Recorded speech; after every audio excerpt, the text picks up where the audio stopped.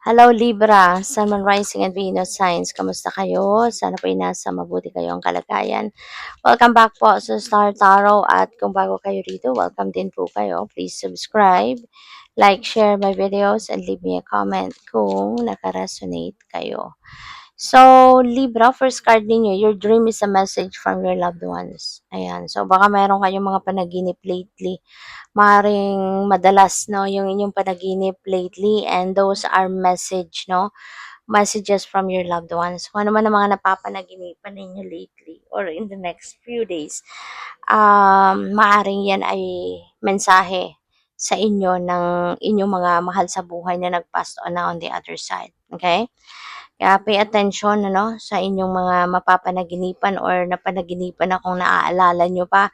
As much as possible, sulat nyo yan. No? Sulat ninyo yan para ma-figure out ninyo what's the meaning, no, of those messages. Seeing a rainbow is a sign from your loved ones in spirit. So, yung rainbow na to, kapag nakakita ka, kahit saan, kahit actual na rainbow or meron kang nakitang rainbow sa kapag nagbabrowse ka ng social media, kahit saan, design ng damit, bag, mga ganyan, stickers, kahit saan mo makita ang rainbow, that is a sign from your loved ones in spirit. So, nagpaparamdam sa iyo yung mga mahal mo sa buhay.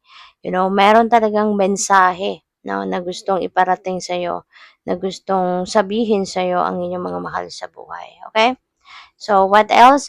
We have, you are never alone. Okay? Believe na hindi ka nag-iisa.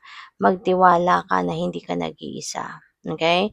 Magtiwala ka na ikaw ay mahal, no, ng divine universe and the rest of your spirit team at hindi ka nag-iisa. Lagi silang nandyan para tulungan ka, gabayan ka, proteksyonan ka, yung mga guardian angels mo, di ba? Laging nandyan dyan. Kaya when you are feeling lonely and alone or you're feeling alone, tawagan mo lang sila. Diba? They are just a prayer away and mararamdaman mo yung kanilang presensya. So, tignan natin kung ano pa ang ganap. And maraming salamat by the way for subscribing. And if you haven't subscribed yet, subscribe na kayo. And also, maraming salamat din for not skipping the ads. Malaking bagay po yan sa akin. And also, please click the join button sa baba na video kung gusto po ninyo na mag-join kayo sa membership. Okay? Salamat po. Tignan natin kung ano pa ang ganap dito for Libra. So, we have Four of Michael. Ayan, Libra. Four of Michael is about resting, relaxation.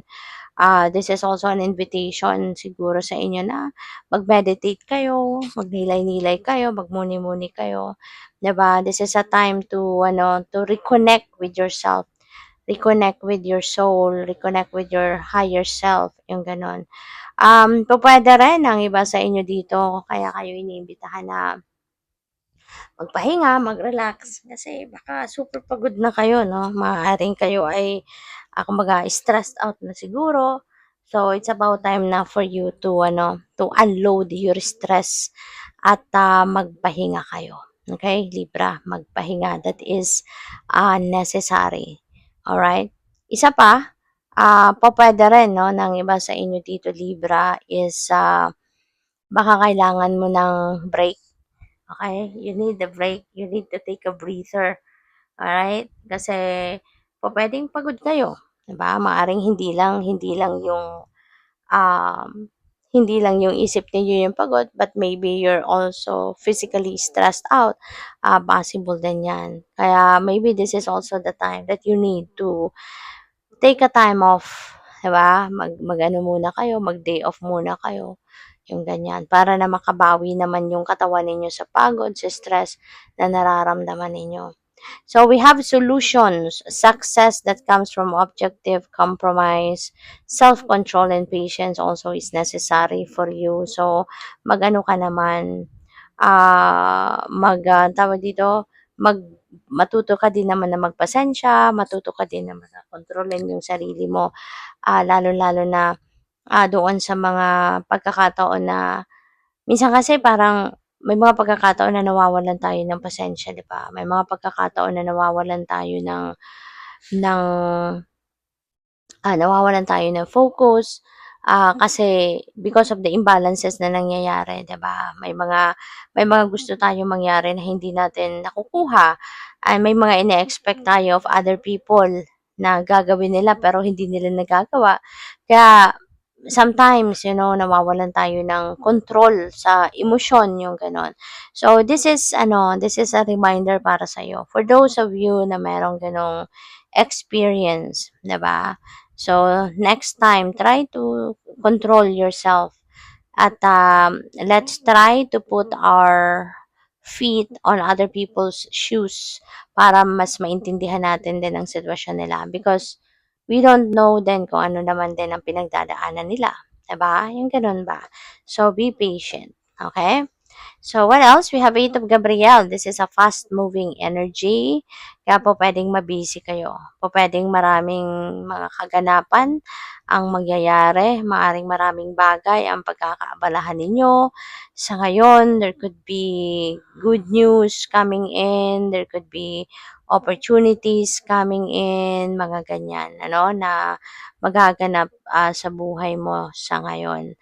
Kaya, yun, pay attention, pay attention to those opportunities and mga balita na paparating para ma-actionan ninyo agad. Kasi feeling ko dito meron ditong mga situations wherein you really need to take action agad-agad, 'di ba? Kasi po pwedeng merong oportunidad dito na alam mo yun, will really require you to take action right away. And if you don't, o pwedeng mag-fade away agad. No? May mga ganong sitwasyon na po pwedeng mangyari dito. Kaya, kailangan alert kayo. Kailangan lagi kayong ready for anything. Okay? So, pwede rin may travel, no? Ang iba sa inyo dito, Libra. Maka you have an opportunity to travel at this time. So, we have Queen of Gabriel. Ayan. Sabi dito, you can do anything right now. 'Di ba? So, maaari 'no, na merong mga opportunity 'no, na kung ano man ang gusto mong gawin, ano man ang gusto mong mangyari, maaaring the opportunity is there for you, to do it sa ngayon, 'di ba? Kaya seize every moment, seize every opportunity there is na presenting itself to you and go after for what you want. So, kung ano yung gusto mo, sige, go for it, 'di ba? As long as it is for your best interest, as long as it is for your highest good. So, go for it. Huwag ka nang magpatumpik-tumpik pa. Huwag ka nang mamaya-maya na. Diba? Gawin mo agad kung ano man itong sa tingin mo ang gusto mo. Alright? So, thank you for watching. Love and light. Namaste.